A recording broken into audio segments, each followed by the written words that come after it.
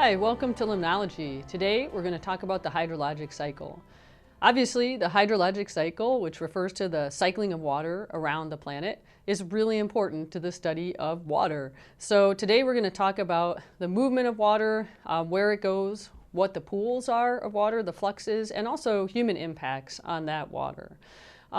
The hydrologic cycle and the movement of water around the Earth is the largest movement of materials around the planet, the largest biogeochemical cycle.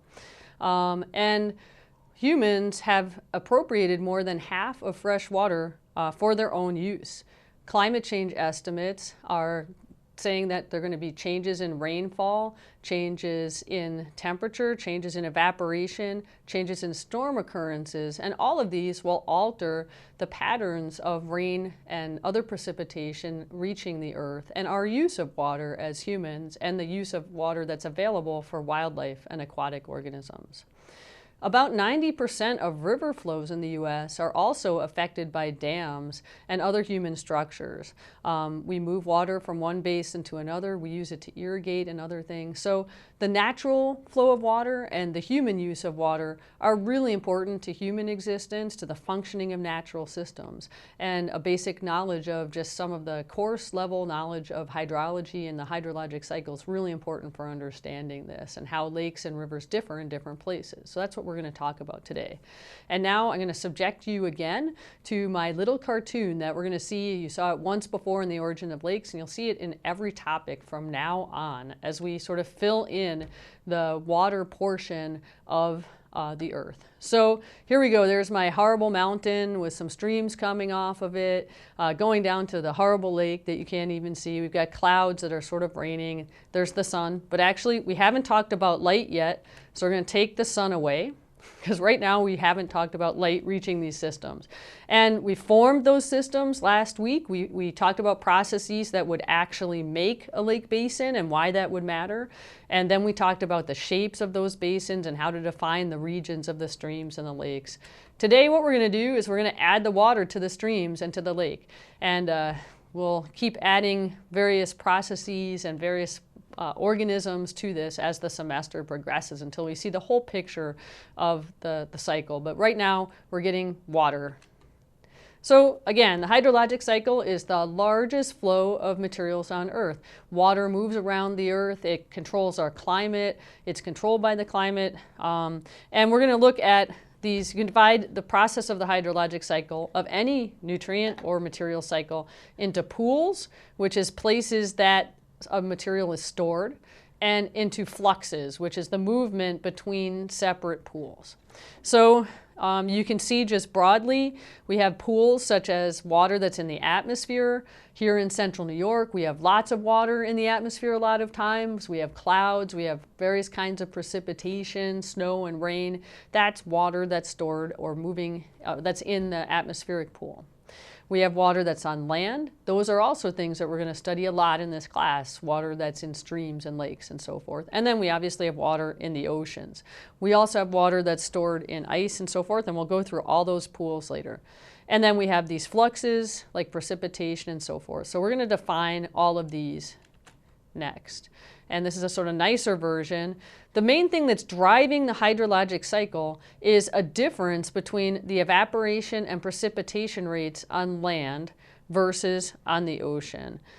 So we get off of the ocean, we get a greater amount of evaporation than we do on land. And so we get this movement of water from the ocean to the land, and then more rain on the land, which then either evaporates off the land and contributes to some climate issues or ends up flowing back to the sea through rivers and estuaries.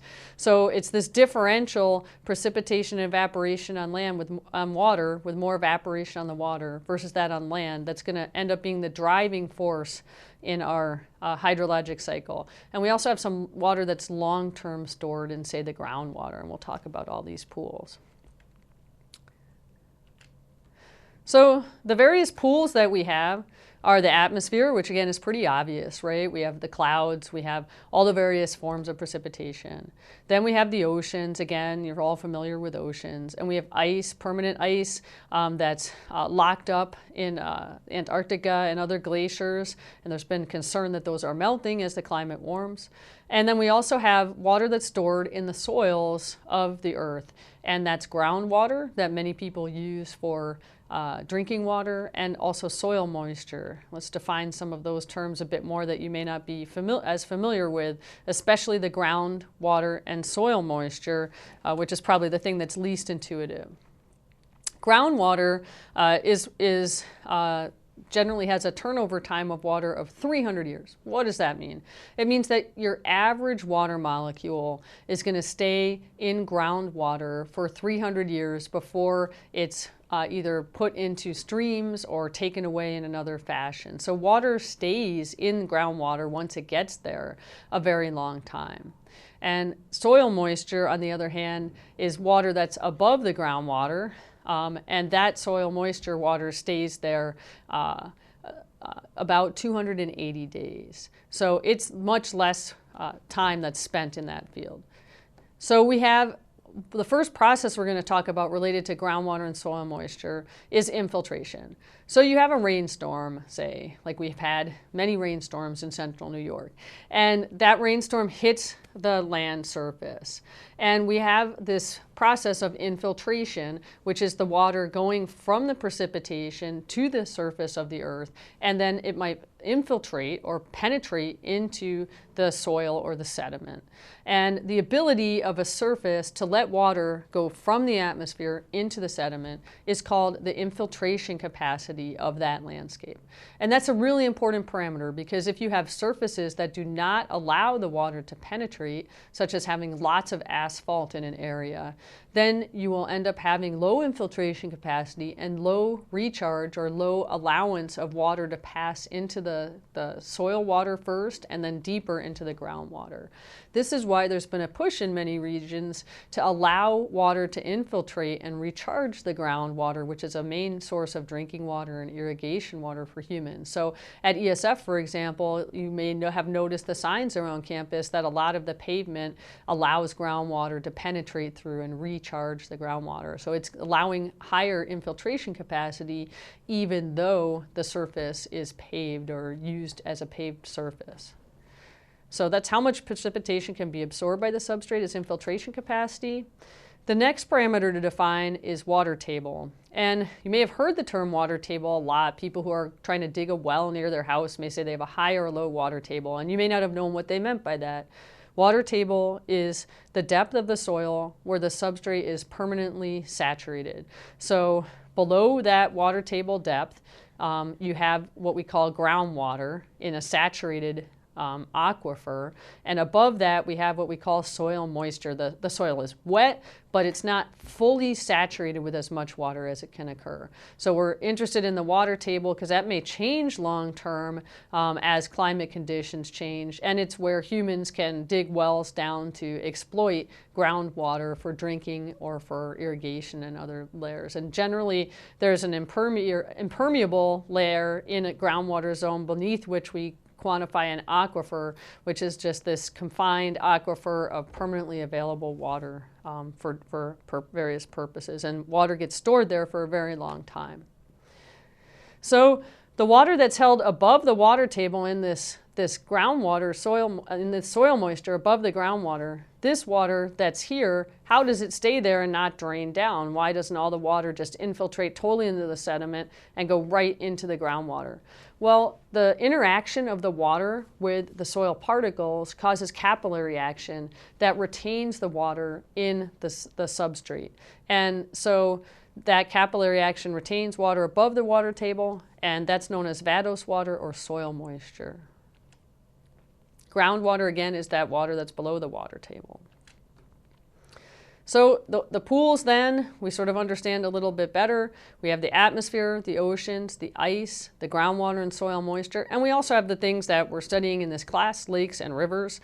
In lakes, the residence time of the average water molecule is about 17 years, but it can go from very short amounts of residence time in a small lake that has a big inflow and a big outflow. So you might have a small lake that has a residence time of many times a year or even several times a month. And Lake Superior, for example, has a very long residence time. A water molecule on average stays in Lake Superior for 100 years from the time it enters Lake Superior as either coming in from a river or from snow or rainfall to when it leaves Lake Superior.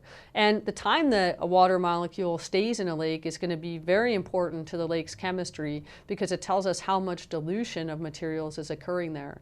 For example, one of the reasons that people think restoration of Onondaga Lake's sewage input could be successful is that Onondaga Lake flushes several times a year, so the water is replaced. So if you are able to treat the water and put fresh water in, you're not left with that old polluted water for as long as you would be in, say, a water body like Lake Superior, where materials and water would stay in that lake for 100 years, and it could be very hard to remediate that system. I should mention that in rivers, the residence time is much shorter. That's pretty obvious to everybody. And on average on Earth, the water remains in rivers only about 7 to 14 days. So what are some of the fluxes that move things between those pools that we just defined? You've heard about many of these, but might not have thought of them in the context of the water cycle. The first one is evaporation. So as the sun takes liquid water and converts it, or other energy, but in our case, the sun in a natural system, we're not boiling it on our stove, turns that water into gaseous water, and that's evaporation. You also may have learned about evapotranspiration in your intro bio class or another class, which is where the roots of plants are taking water and carrying it to pump. They use it to pump nutrients from the soil to the leaves, and water evaporation in the pores of the leaves of the plants, in the stomates, allows that water to be carried up in a continuous tube, drawn from the roots to the stomates in the leaves based on the evaporation from the surface, drawing more water to that area. And that water loss from the tree then is really important to the tree for allowing it to get nutrients, but is actually a major loss of water from the surface of the earth. Vegetated areas have a lot of evapotranspiration. One thing that you might not have thought about is that some of the plants that we talked about in the last section, the macrophytes in lakes, the emergent macrophytes and the floating leaf macrophytes, actually also have their roots in water and their photosynthetic surfaces above the water. And when water bodies are covered with those floating leaf plants or emergent plants, they can really control the water level through this process of evapotranspiration. One really interesting case is that some invasive plants that invaded into rivers and streams in some of the tropical areas were floating leaf plants. And these floating leaf plants went onto surfaces that hadn't had many floating leaf plants, that just had plants under the water, submerged plants. And it reduced the water in these systems by 6 inches to a foot. So you can really alter water availability just by the type of plant that's in the water body, not just on land. In addition, the next major flux is precipitation, which again, we're really familiar with here in Syracuse. One thing that's interesting to think about globally, it's hard to think about how much rain really falls on the earth.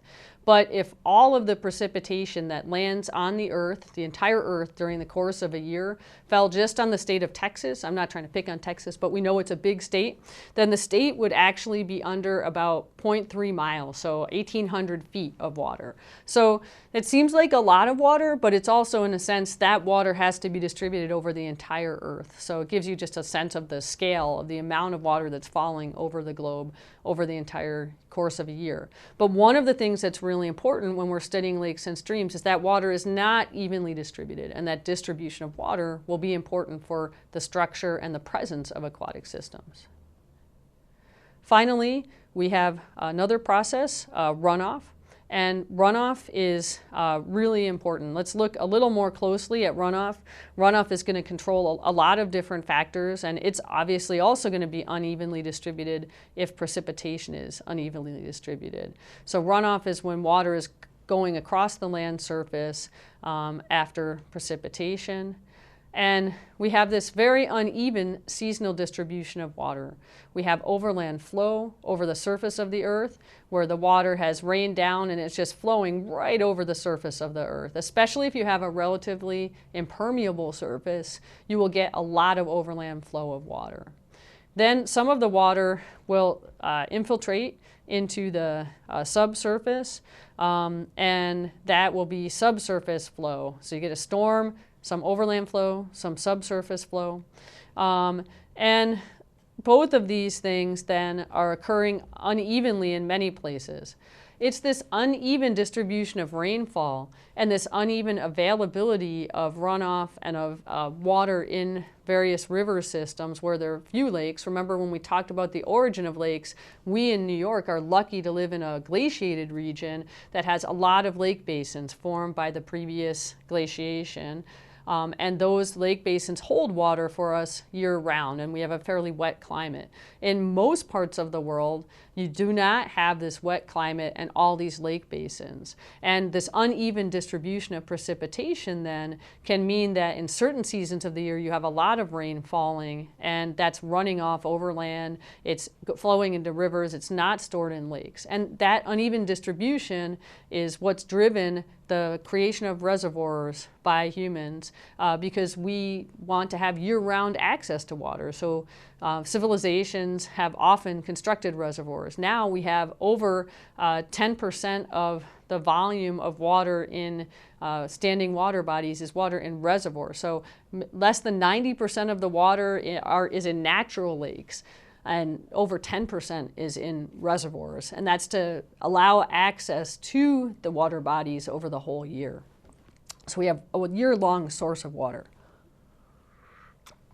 Excuse me. In the US, only about 35% of the water ends up in rivers. The rest is evaporated or infiltrated into groundwater. And so we have precipitation that's bringing the water to the land. We have evaporation and evapotranspiration that's removing it from the land. We have this overland flow that brings in runoff and subsurface flow, and we have river flow as well. So all of these things and the groundwater flow into some of these springs that can charge rivers, all of those things are driving river flow. So how do we measure stream flow, and what are the patterns that we use to show the response of streams to storm events and the patterns of water movement in streams? These patterns of water movement are going to be really important. They're going to differ from locality to locality, as you'll see, and they're also going to drive the movement of nutrients from the shore. They're going to drive the seasonal reproductive cycle of fishes and other organisms in the stream. So it's important to be able to measure the stream flow variations. They're also important to humans who are trying to trap water, and we all need drinking water to live. So how do we measure it? We build a weir in a stream, and I'm going to show you a little bit how that looks and some examples from Huntington Forest here that's owned by SUNY-ESF. So we can construct a weir, which is a pretty intrusive piece of equipment in a way, but it's a very useful way of measuring a stream. And essentially we have a monitoring station, and we build a concrete structure that is trapping all of the water and pushing it through a point where we can monitor it. And in that weir, we'll be able to measure the flow of water. The constant flow of a stream that's occurring even when there isn't a storm is known. That base level of flow is called base flow. And that's related to the charging of the stream. And most permanent streams then are fed to some extent by the groundwater reaching the stream, and that's what controls base flow. If you have a temporary stream that's just driven by runoff, you wouldn't have this base flow. And here's this pictures courtesy of Dr. Myron Mitchell, who many of you may have met, who's in the biology department. And this was the little tiny stream in Heiberg Forest. And they have this whole catchment, this whole watershed at Heiberg monitored, at Huntington monitored. And they built this weir where they had to actually go in, build this concrete weir and make all the water go through this point and then reconstruct the stream and have that be as natural as possible. So we ecologists, as opposed to people measuring hydrology, could also question what effects does building the weir have on the rest of the stream, and that's been studied as well. We'll talk about that later in the class. But this is how you would construct one of these, because you want to make sure that all the water is coming through this one point so you can actually measure it.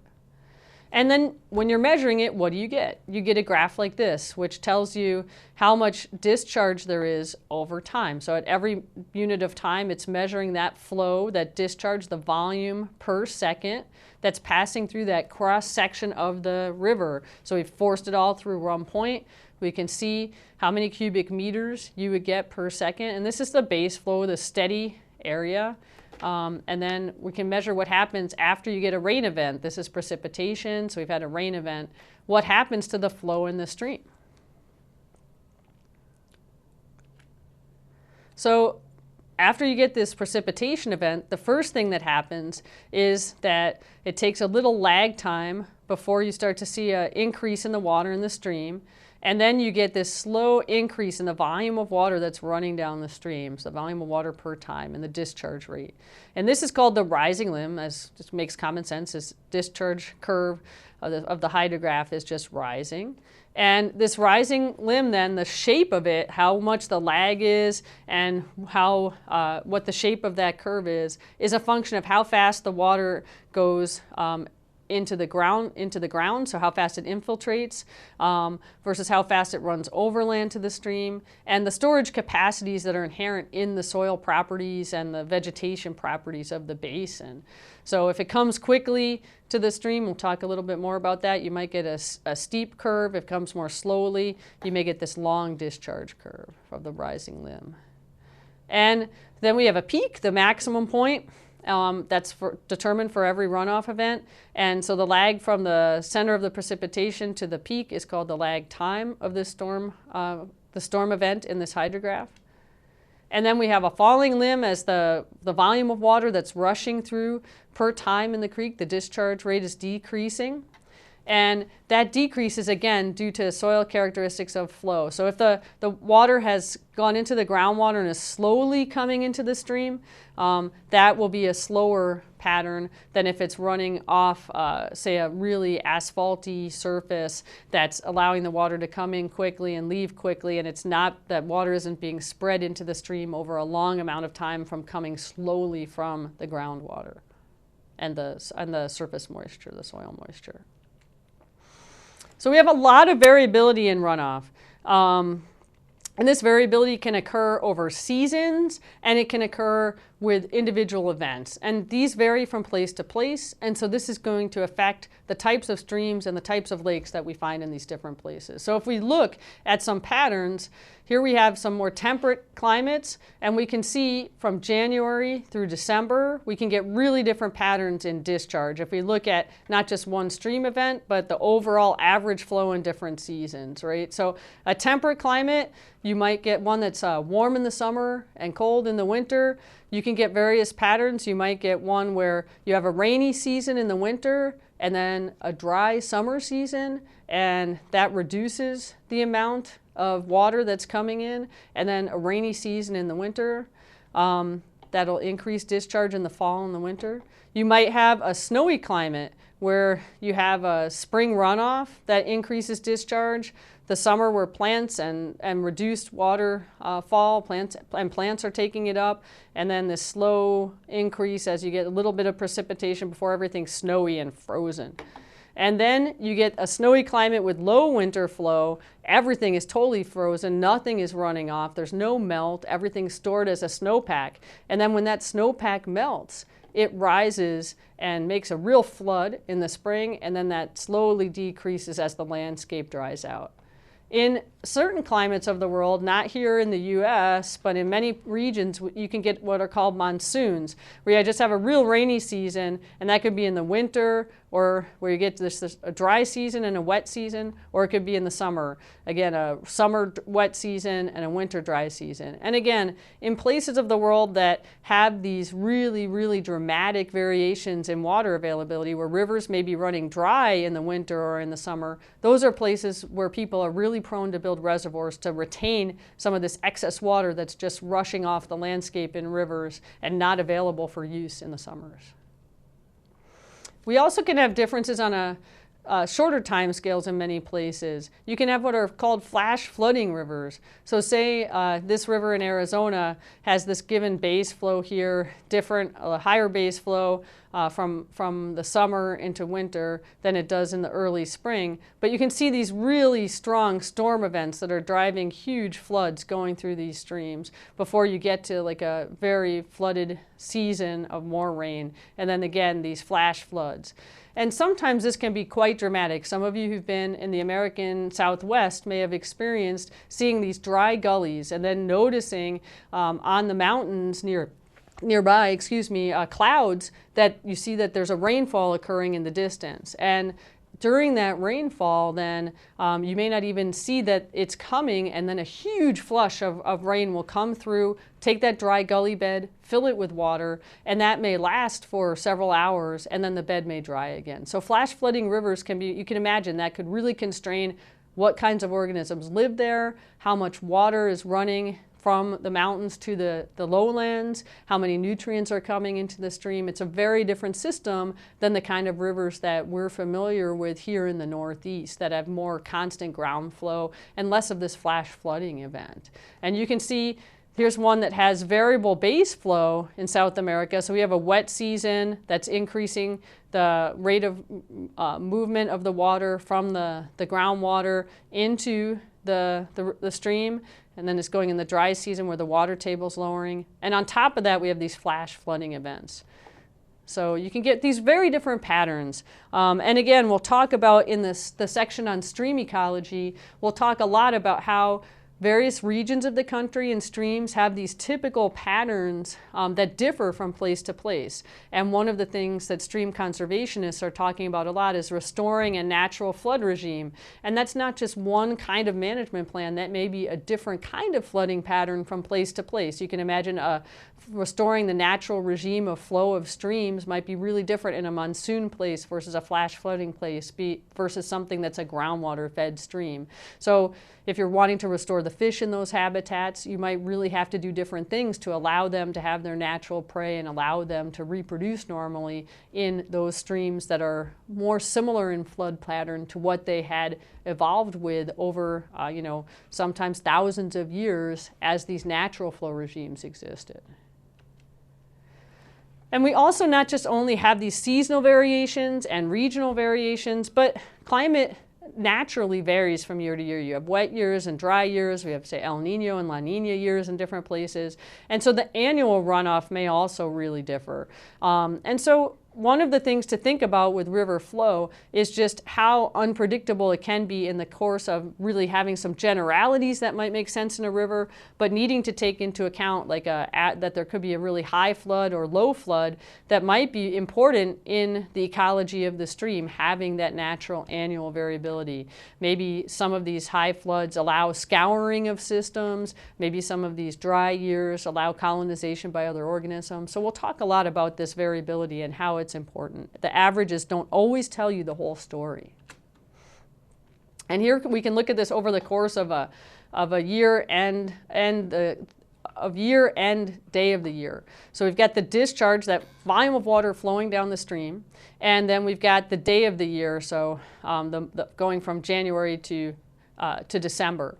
And you can see if you have this stream, it's really, really obvious, this flash flooding river, it's really crazily variable, right? Variable by year, variable by time. Whereas if you have this groundwater stream, there are changes, but they're fairly predictable. So imagine the water chemistry coming mostly from groundwater versus lots of rain. Imagine the organisms living in this stream where the volume isn't changing that much and the discharge isn't changing that much versus this one. All those things are going to be really important.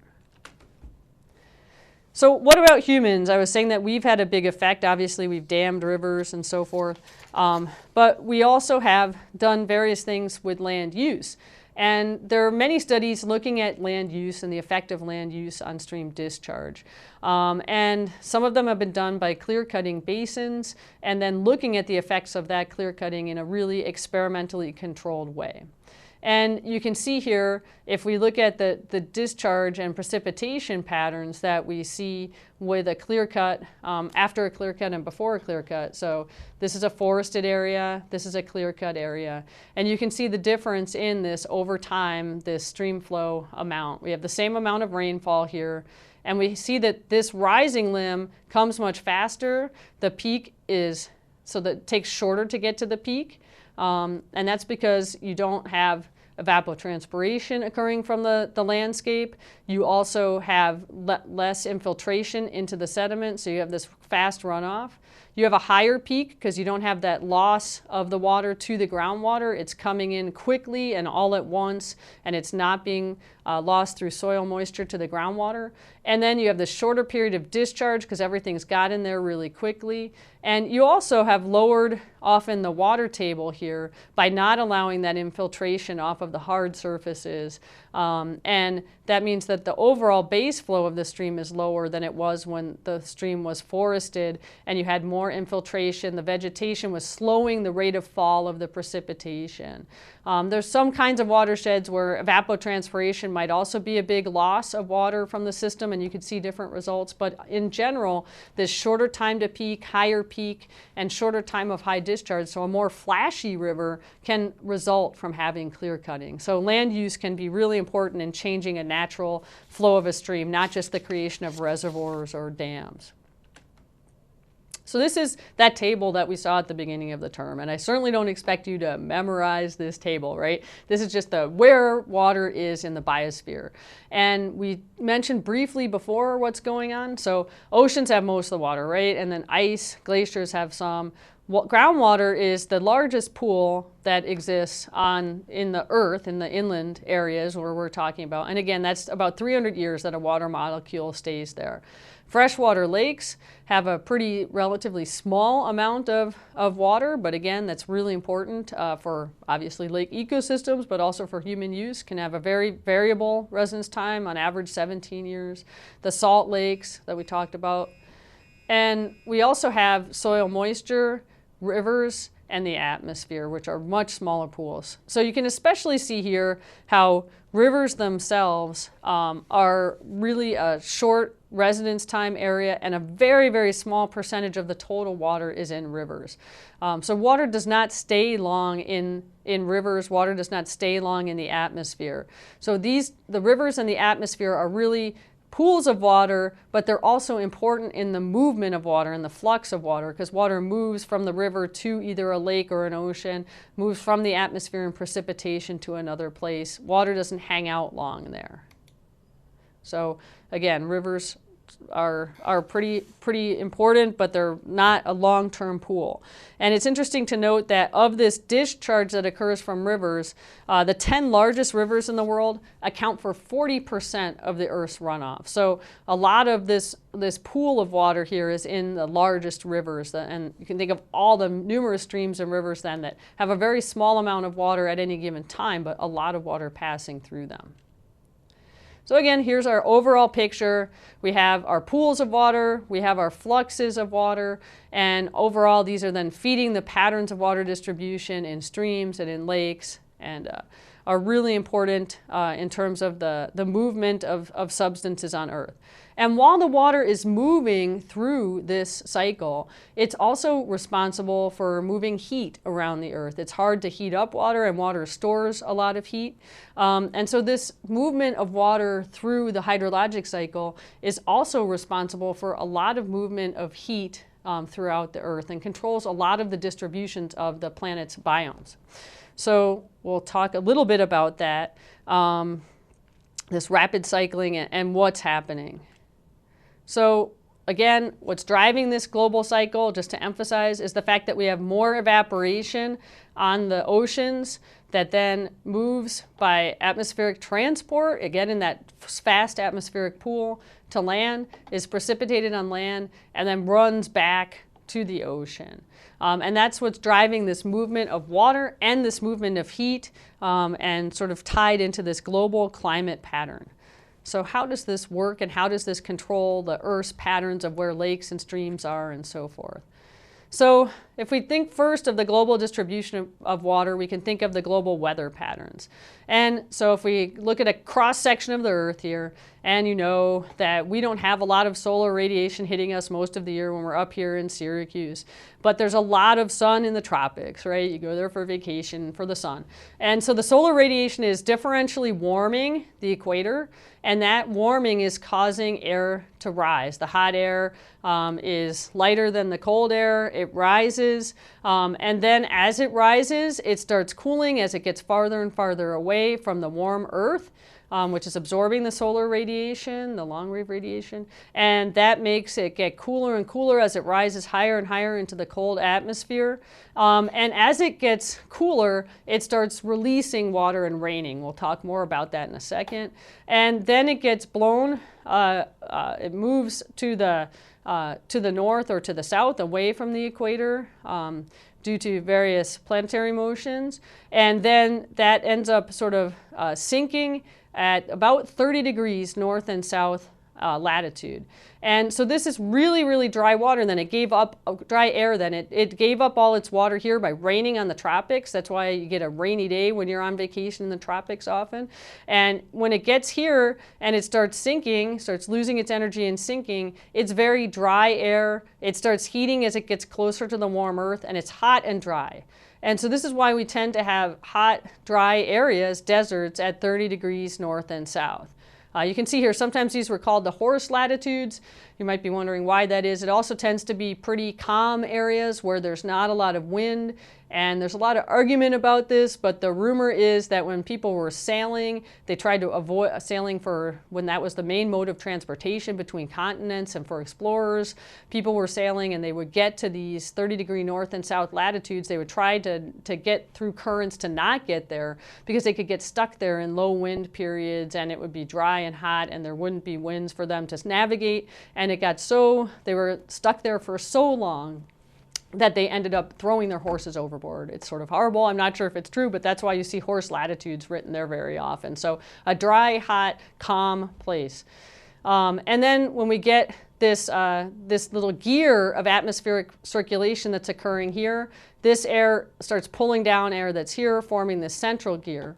As you're at the poles, it's really the coldest spot, right? So this air is getting colder, it's sinking, and this gear occurs here because this cold air is sinking, the hot air rose, the cold air sinks, and it drives this central cell, which is a little more variable. We're in this like temperate zone in this central cell in the mid-latitudes.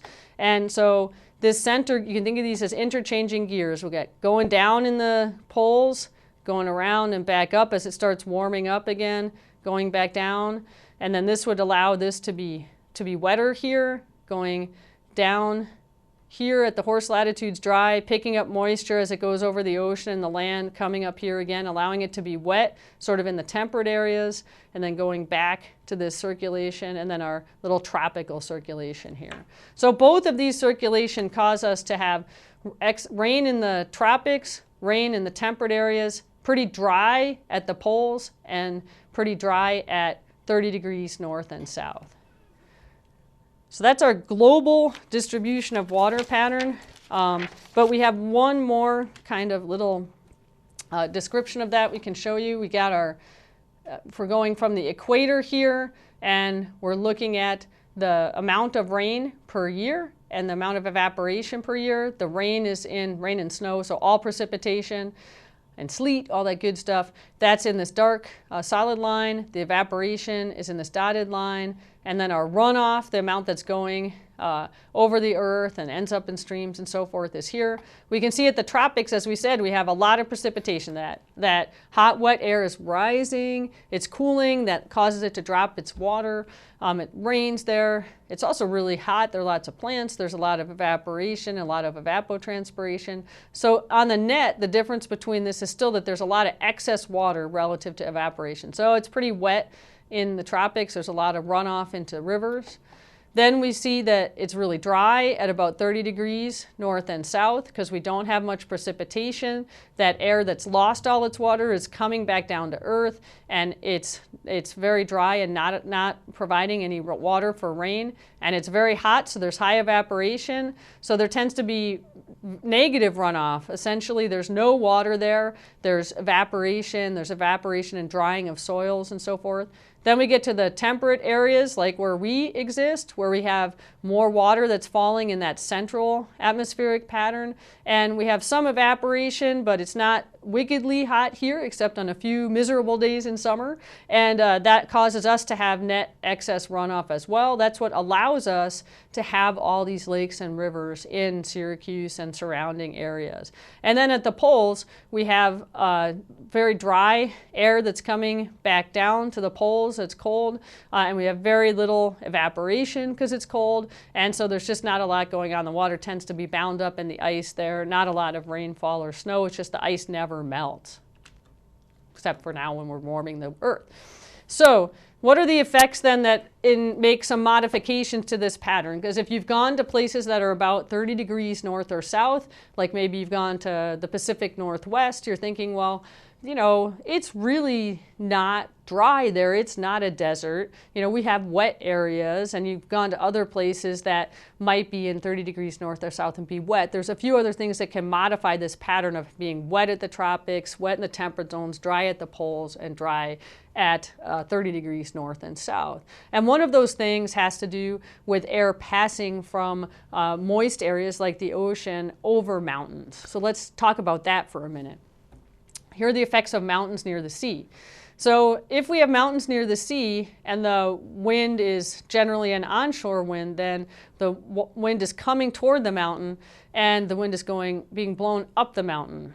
Sort of like in the Pacific West coast of our country. I'll show you another slide of that in a moment. And as the water goes up again, it's getting away from the warm earth and it's cooling. And so as it's cooling, as it's going up, it's also then approaching the dew point. So you can think here like we have a warm temperature in this nice lush place here. The air is very wet. It's not going to be precipitating until it gets to the dew point. We don't make rain until it gets to that temperature. As it gets colder and colder, you can think of fog forming on a cold morning. We end up moving up the mountain until we get to this area here where it's cooled, and then the water in that moist air is now cold enough that it starts coming out of the atmosphere and at the dew point here, in this case when it's reaching a little over 50 degrees, and then it starts raining on this hillside.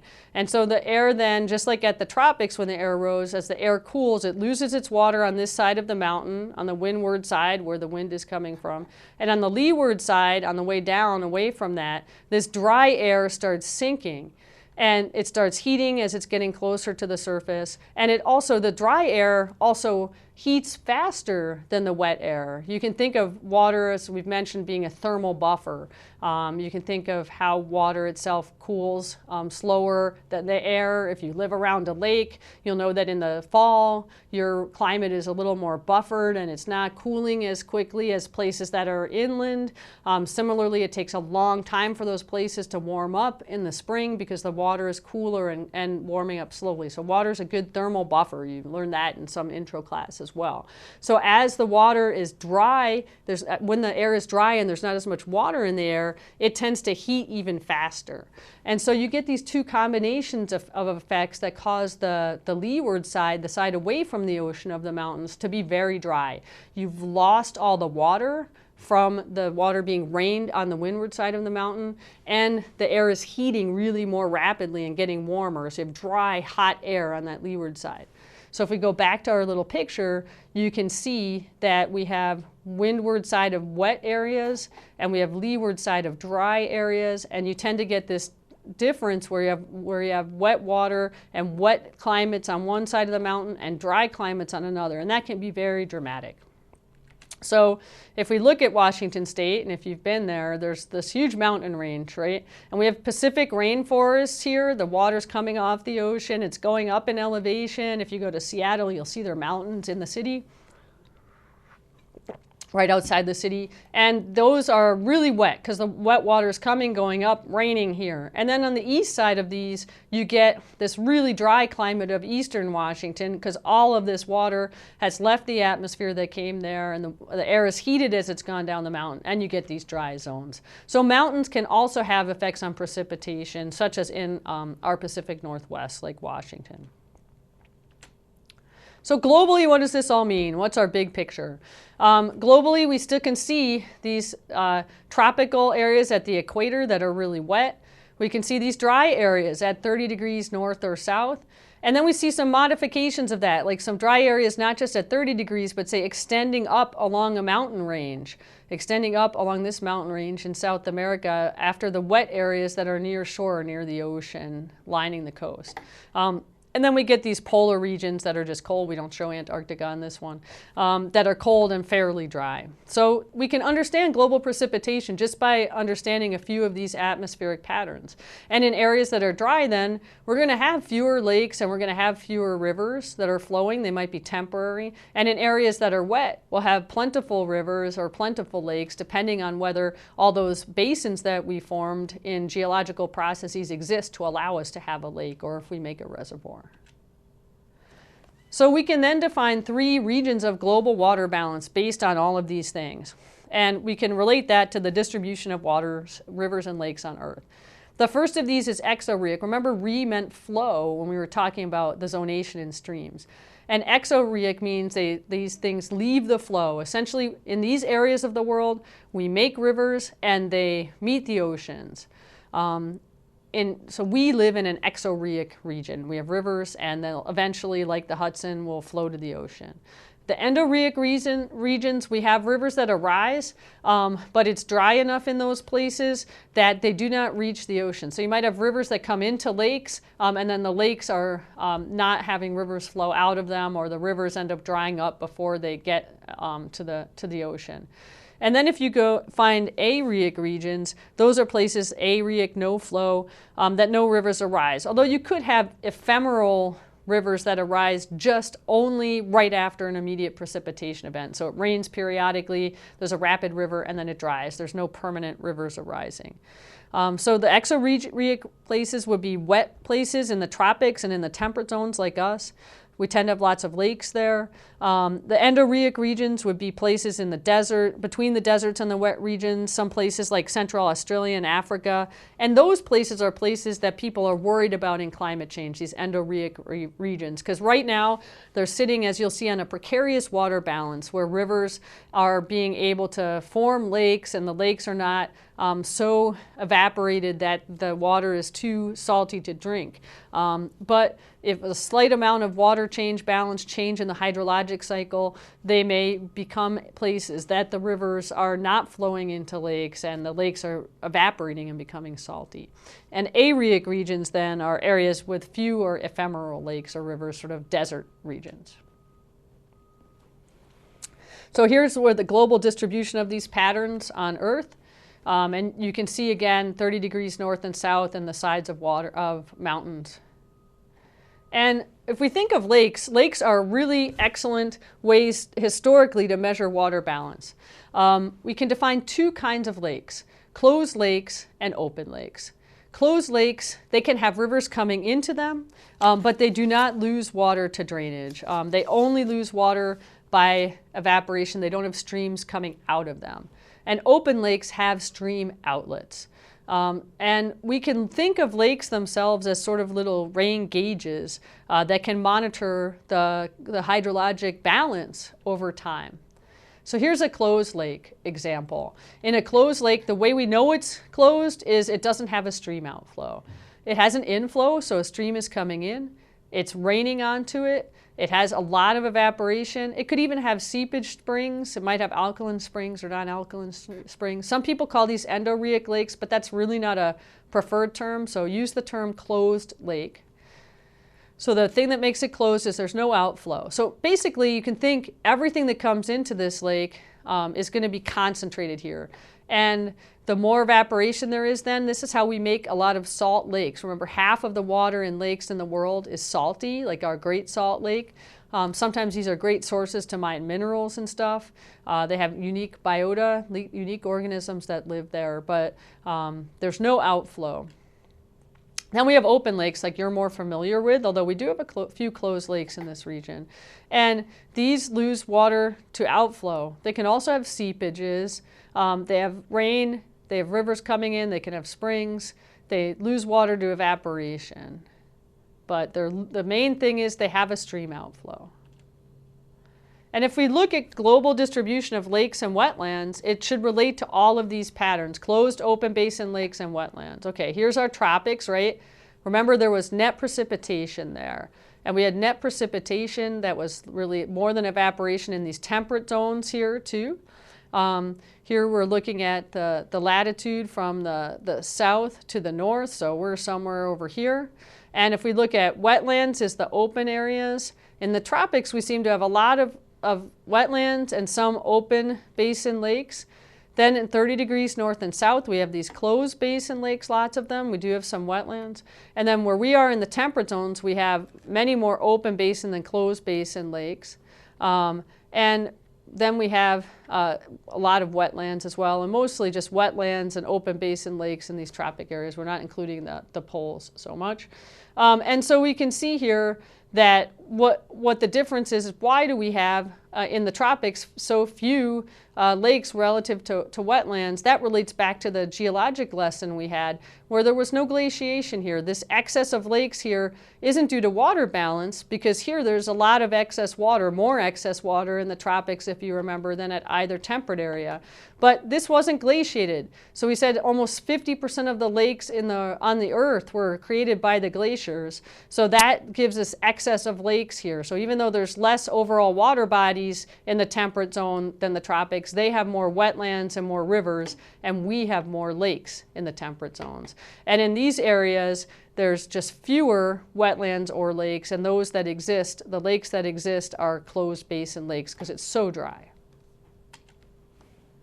So again, we can think of the lakes as rain gauges, and they get runoff from the watershed. They get precipitation directly on the lake surface. That might not seem like it matters, but if you have a lake like Lake Superior, that's the largest lake by surface area, most of its water actually comes from precipitation, snow and rain directly on that huge lake.